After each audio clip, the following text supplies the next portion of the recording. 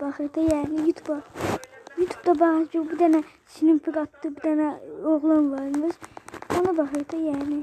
Yəni ona baxanda mən üzülürəm. Çünki üzülürəm çünki şey yoxdur.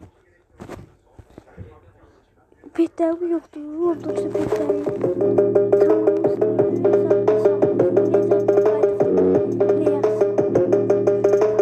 hesapta bakın buradadır.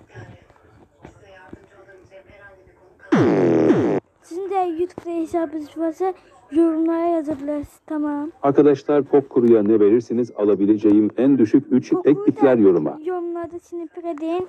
Belki verir.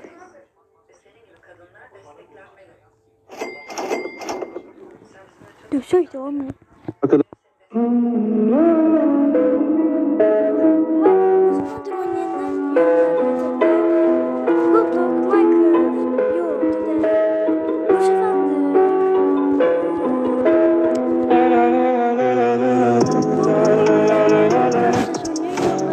Selam arkadaşlar, klana... Dayanın, keçmin bir 5 dəqiqənizi mənə ayırın. Bu gördüyünüz Xozal soyqırımıdır. Və buna... Əsasən düz Xozal soyqırımı nədən idi? Mən də peşmanam ki, heç bir Azərbaycanlı buna baxmadı, bu barədə bir şey yazmadı. Şəxsən mən gördüyüm YouTube'da yazmadı, hətta mən də yazamadım. Buna görə özüm də peşmanam. Və belə deyim də.